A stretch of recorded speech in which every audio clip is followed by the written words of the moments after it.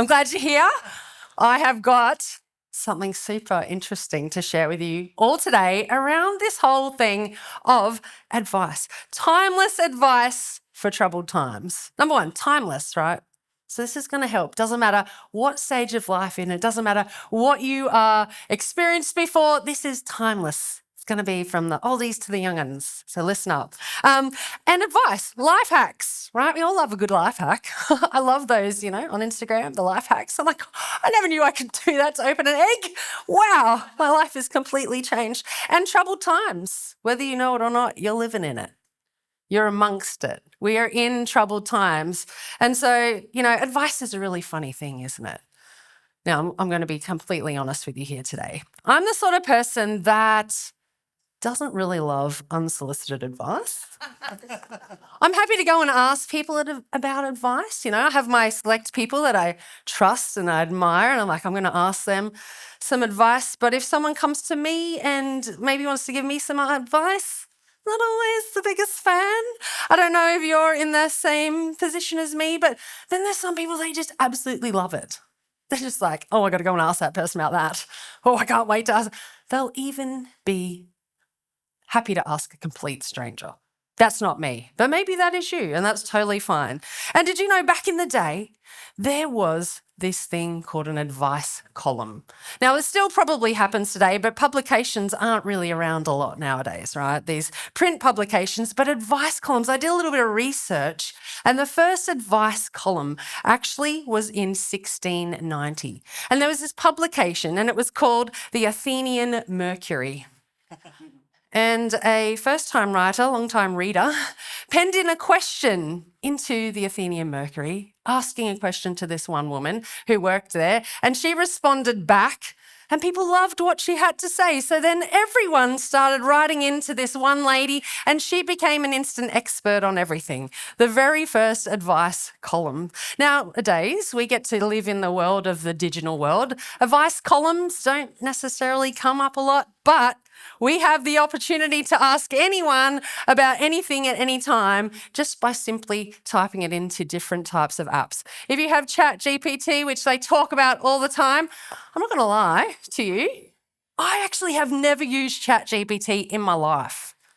I feel like I'm maybe one of the only ones, but ChatGPT, you can type something in and a whole bunch of other people's ideas on that particular topic can come up and present for you. And of course, Google. You can go into the Google search bar and you can start typing in a question and you are going to get all the answers you ever desired. I'm not going to tell you they're good answers, but you're going to get lots of answers there.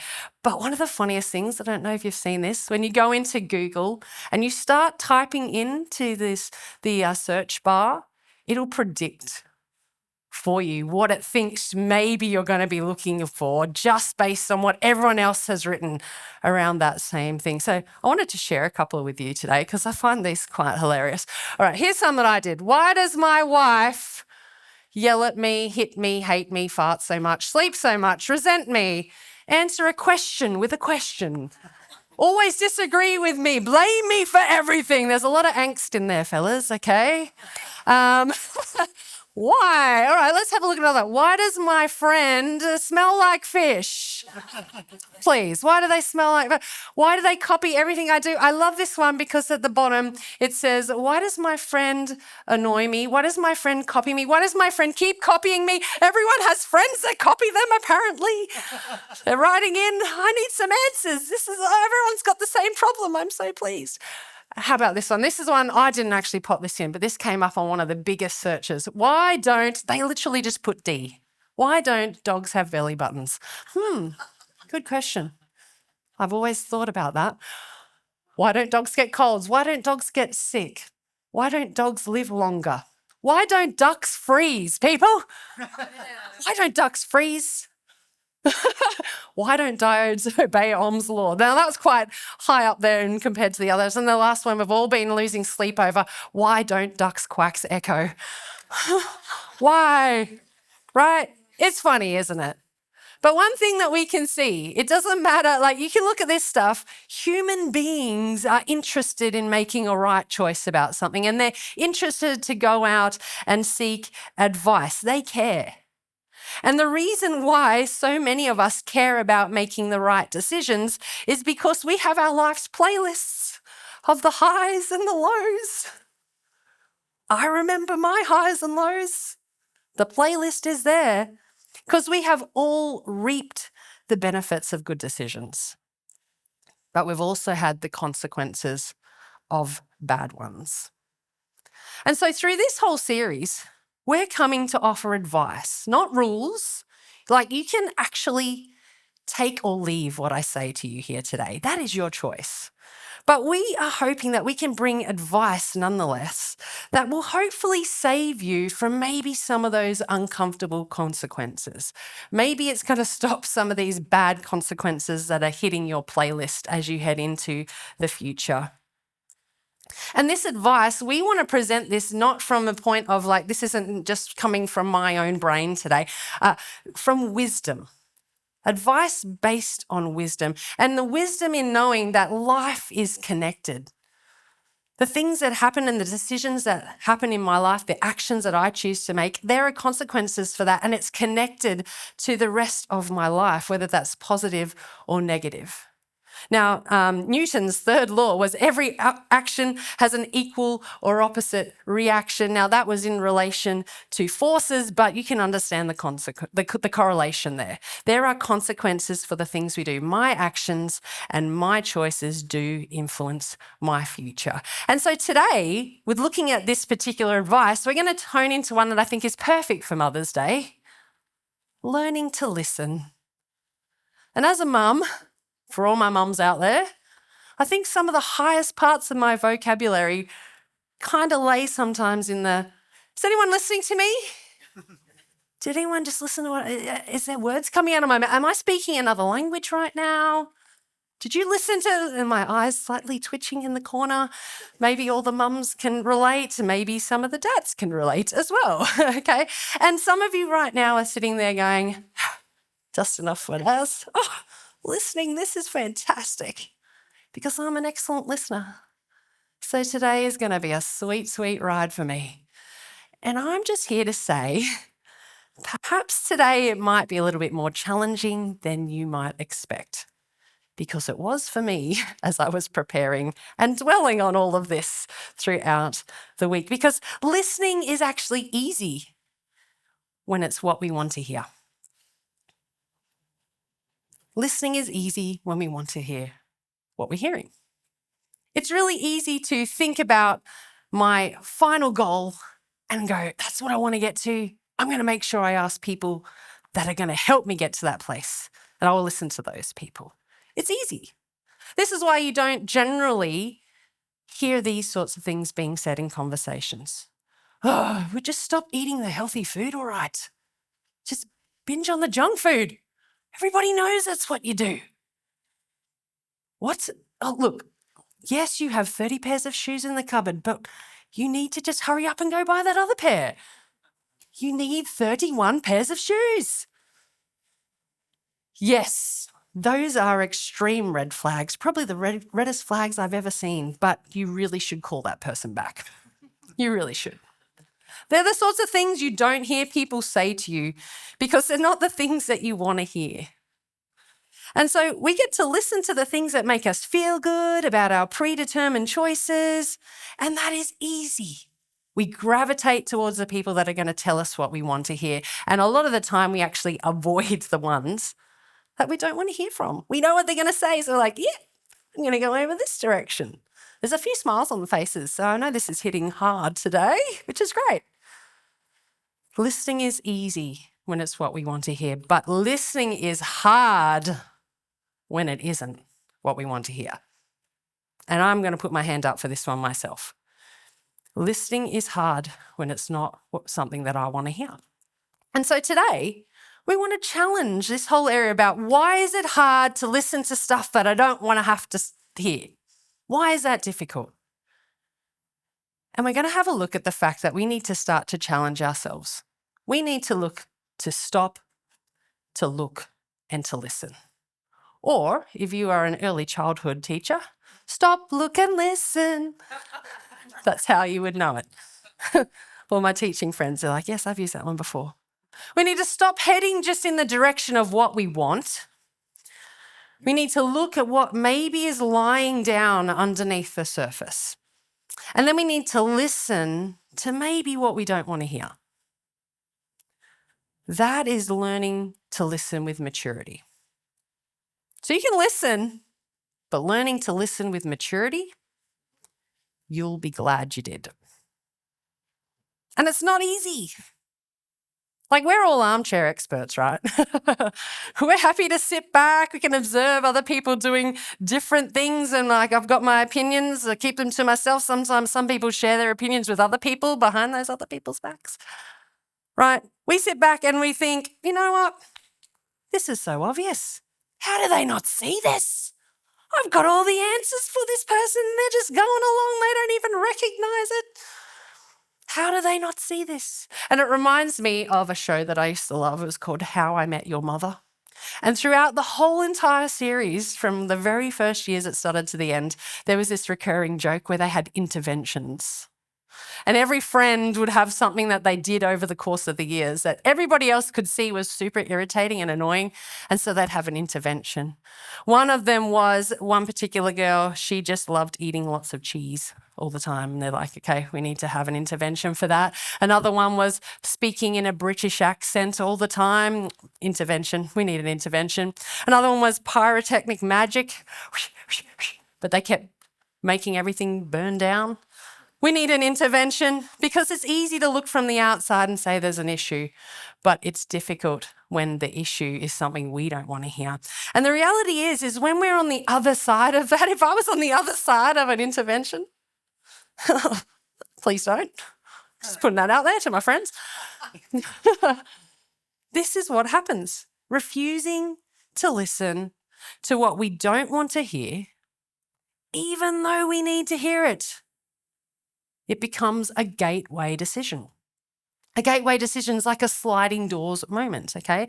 It's the chance to make the wise choice or to enter into a situation that I can never undo. There's a sliding doors moment. There's a gateway decision that's going to happen. And none of us are Dr. Strange. Some of us are strange. We just don't have a doctorate in it. You can't go back. You can't flip forward. You can't go to change anything in your life. You only have the chance to make right decisions and then hope for the best. And hopefully you're not having to live with the after effects of a decision that comes back to bite you.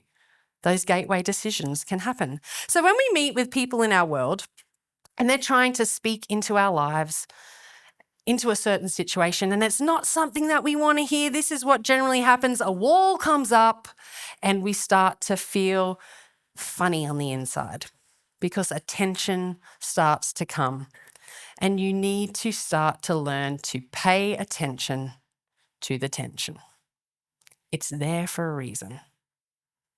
Pay attention to the tension. Stop, look, and listen.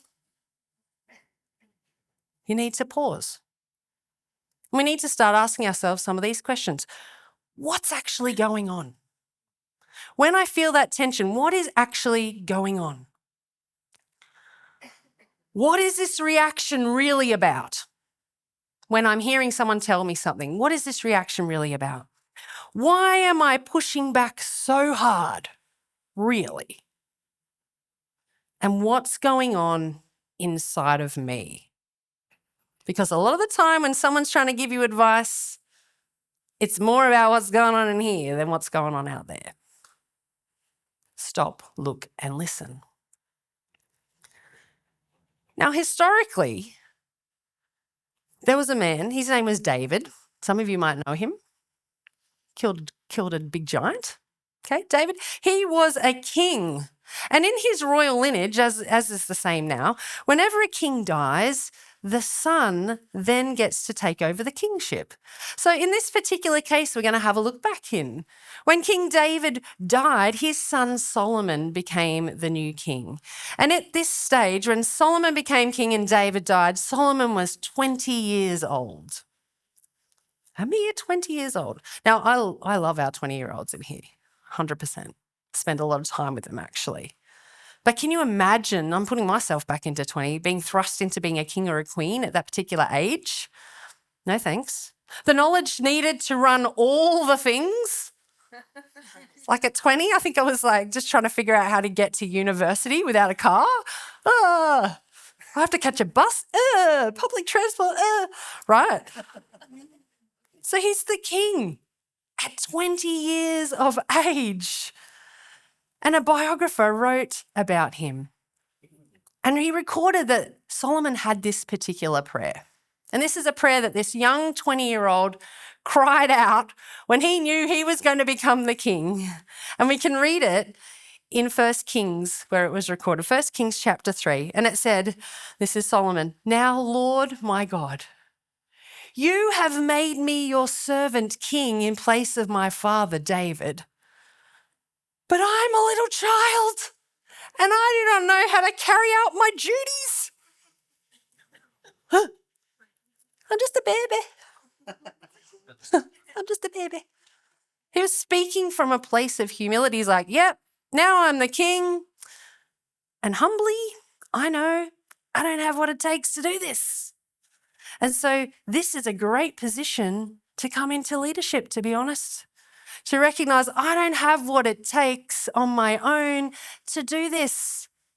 And so Solomon, he has this. And then in the next part, he says this. So he's crying out to God, please, so give your servant a discerning heart to govern your people and distinguish between right and wrong. For who's able to govern this great people of yours? He knew that he needed to learn how to discern. Discern is having good judgment.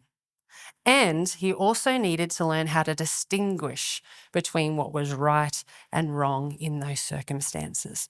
And you know what? It's actually really hard to discern and distinguish between information if you don't have more things than just your view available to look at. How do you distinguish if it's like, this is what I've decided? You've got nothing to compare it to. You actually don't have the sources to then make a wise decision. You're just going with your my way or the highway type thing, but it leaves no room for perhaps making a wiser choice. And so the result for Solomon, it was then recorded in 1 Kings chapter 4, and it said this. So God gave Solomon wisdom and very great insight and a breadth of understanding as measureless as the sand on the seashore. I've been to Burleigh Beach recently. That's a lot of sand. That's a lot of understanding. It was gifted to Solomon because he came humbly and said, I don't know what I'm doing. And God said, that's okay, because I can actually step in and I can help you. And then it went on to say, and his fame spread all the way down to the local IGA. No. His fame actually spread to all of the surrounding nations. A 20-year-old kid started making the waves on whatever was back then. They heard about the fact that this young kid was making the wisest choices that a lot of kings had ever made. And they're like, how does this happen? The word started to spread because they saw that he stopped, he looked, and he listened. And then from that place, he was able to make the wise choices and the decisions that would help everyone. And I'm sure that Solomon, being 20 years of age, some of the stuff that he said, this is the decision that we're going with, probably wasn't his own personal preference. There's probably stuff that he's like, you know what, guys, I can see that this is the wisest choice. It's not maybe what I want to do, but this definitely is the wisest choice. We're going with that. And that showed a maturity in itself. And I think a lot of us can learn from that. And because he learned so much along this process, he became so passionate then about trying to help the everyday plebs. That's me. I'm not the wisest person that ever lived. But he wanted to write down, here's some stuff that will help you to be wise in making decisions. And I know this because I've lived through it. And so he wrote down a whole bunch of things. In this one, Proverbs. This is what he wrote himself. Proverbs 1. Verse 5, it says, a wise person will hear and increase in learning, and a person of understanding will acquire wise counsel. Wise people will look for help and input from outside of themselves. They don't have to wait to be asked to go and do that. They don't have to be persuaded. They recognize the value in going to wise counsel. Now, remember, wise counsel. You can tell the people in your life that are the wise counsel. You can tell the people in your life that you're like, I'll listen to what you say out of being really polite, and then I will decide as to what you have to say, whether that actually fits in line. But wise counsel, people you trust, people you respect, people in your villages, people within your circles that you have done life with, you listen to them, and that will help you make the wise choice. In fact, if you get to the point where you're thinking in a situation, you have to come to a decision and you're like, I got this sorted. I don't have to listen to anybody else because I already know exactly what to do. Good times. It's probably when you need it the most. It's probably when you need it the most. When you think you have it all sorted, you probably need to just go and talk to somebody else and double check. Get some other ideas from other people that you trust and see if you think you really are on the right track. Because when you don't want it is when you need it. When you don't, and I'm talking to myself here, right? When you don't want it, it's when you actually need it. And if there are people in your life that you trust and love, and they're actually trying to come and help you and challenge you on a situation, and then you still make another decision that might affect yourself and them, it's actually quite selfish. And I know that sounds harsh, but it really is. When we look at self, it's just about thinking of myself before how everything is connected. And so we need to take into account if there's people that love and care about me and they're trying to tell me something, maybe I need to listen to them because it is going to affect them in some way or other down the track. And those same people, if you have a decision you have to make and you're purposely not telling them because you don't want to hear what they're going to say to you, you definitely need it. Because deep down inside, that tension is there and you're not paying attention to the tension. And that could be hurtful for you. And so this is exactly, again, what Solomon wrote. In Proverbs, verse 12, he then wrote down this and he said, the way of fools is right in their own eyes. I got this sorted. I don't need to ask anybody's help. The way of fools. But a person who listens to advice is wise. Fools go into situations thinking they know it all and have it all sorted. And it's the ones that seek to get help and listen to others that they trust that are known as wise. Mr. T, he so eloquently put it, right? We were all thinking it. A bit of a fool. But I'm going to be honest, I find it very difficult to sometimes feel sorry for somebody who stepped into something when I've encouraged them not to. So I do pity them, but also no greater strength is there than a person that holds back and I told you so. Right. It is difficult.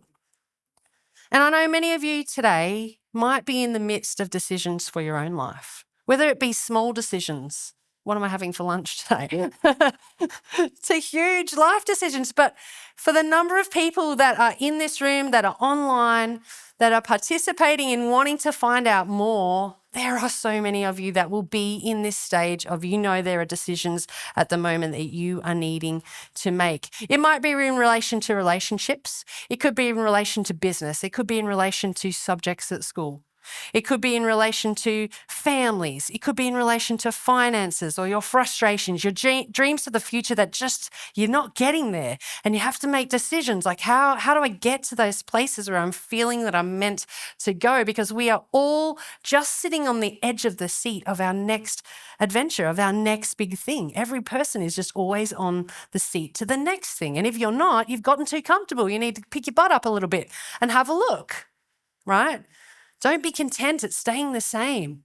There's too much in your life to be done, to be enjoyed, to be experienced, and for other people's sake than to just stay sitting and be comfortable. And some of you have experienced the absolute highs of the greatest decisions of your life. Those great moments, you're like, wow, that was just, I'm so glad I did that. I'm so pleased that I chose that. And then others of us, we're still kind of a little bit scarred from the lowest points of our life. The things that happened to us, the decisions in our life that were low down, still causing a scar. And then for a lot of us, we fit into both of those categories. We've had the most highs and we've reached the lowest as well. And so this series is something that is for everybody. Regardless of whether you are exploring a faith. Like I talked about King Solomon before, and whether you believe there's a God or whether you're exploring that. Obviously here in our faith community, we 100% believe that God is with us and leading us and that Jesus is for us. But for you, you can't deny that this is good advice. Making wise choices is a good advice for your life. And so we need to stop, look, and listen. That's all I want you to take from today. Stop, look, and listen, if that helps you remembering me. Stop, look, and listen. When you have to just think of Megs, stop, look, and listen. Might put you off thinking about stuff, but. So tip number 1, stop. Multiple things that we can stop. We can stop thinking we know everything. When I was a kid, I loved to go roller skating. I roller skated a lot. I haven't roller skated now in probably 35 years. If I went back there now, I'm not going to be good at it. I just know. It's not about your age and experience. Sometimes it's about the way in which experiences have been evaluated that makes you wiser. And so there could be people younger than me that could give me advice because they have evaluated an experience I've never been through, and that could speak to me. So I need to stop thinking I know everything, and I need to stop avoiding uncomfortable conversations because it makes me feel tensiony, yuck. It's when you need it the most. I need to tip number two, look. Look at what's going on inside of you. Like we already talked about, what is going on inside of there, and look at who is trying to speak into your life. We do tend to have biases in our life, okay? We'd be like, I wouldn't listen to that person. As if, thanks for that. This is probably me talking about this earlier. Thanks for that advice. Who does she think she is? It's true. I need to stop thinking about judging where an information comes from. Because you can miss some excellent advice because it came from an unlikely place, but you chose not to listen to it. So you need to look at who's trying to speak into your life because it might just be merely a human talking to you. But what if it was God? What if it's God working through somebody to tell you something you actually need to hear and you've dismissed them because it didn't fit into your list of who I will accept to listen to? We need to be really careful about that. And then number 3, listen. Sounds easy. And I looked up to listen. It says the definition to listen is to give one's attention to a sound. To actually truly listen, I need to give attention to the information that's being presented to me. I need to avoid shoving it down, dismissing it too early. I need to avoid just making an easy choice. I need to make the wise choice. And I need to listen, listening with maturity. And some of you here today, maybe you've been a little bit stuck in your life. Maybe you've hit a bit of a stalemate. You've been sitting in the same holding pattern for a while. And some of it maybe isn't due to your own reasons. And unfortunately, things have happened for you which have placed you in that position. And then for others, you've actually chosen to stay stuck in a position because it's comfortable. And I just want to say today that truly listening and listening with maturity, it's risky. It's risky. It can be uncomfortable. It can make you challenge your own perceptions. It may take you to places that you're not actually prepared for mentally. Doesn't mean you can't go there. Just because you didn't prepare for it doesn't mean a way isn't going to be made for you. But, and I love the fact, God has been working through this throughout the whole morning. You need to come humbly and start to let go of control. You need to come humbly and go, I don't know everything. I need to let go of control. And I joked earlier that I don't like getting advice. Maybe there's some big EHS reason for that. But I actually know the reason for it. It's because I don't like being out of control. I don't enjoy it. It makes me feel uncomfortable. The tension in me is real when I feel like I'm not in control of a situation. And I have been learning for years now that that's okay to not be in control of myself. I deserve a sticker or something, right, for that one. I've been learning it's okay because my controlled life, and this is what I've learned, some hot tips, guys, for myself. My controlled life that I'm controlling for myself is actually never going to be as free as the one that I let go. I think that I've got freedom because I'm like, I'm in control of my life. Actually, no, I'm not being free because I'm actually keeping myself in my own personal prison that I think is the best for me because it's based on my small brain. In fact, I could let that go and all these new things start to occur. And I'm like, wow, okay, maybe I didn't know everything after all. And so while I joke about that I don't like getting advice, I have actually been learning to step more into that over quite a few years now. And I've been better for it. I've been glad that I did, guys. It's not just a clever phrase, okay? And then for some of you here today, I know maybe you're just exploring God. And so for you, having a surrendered life where you're letting go of things, that may actually just look like expanding your sphere of influence and maybe not judging where you're hearing wisdom from. For example, me here today from a faith community, and you're like, oh, churchy people. I don't really listen to churchy people. Challenge yourself. There could be something very important for you to hear. And then for those of you who actually confess and profess that Jesus is the Lord of your life and that God actually cares enough about you, that he cares about the little things in your life, that he sent his son for you. He literally put his son to die so you can have this communication with him, so he can give you advice and he can lead you on the way. Then for you, that is going to be the leading of the Holy Spirit.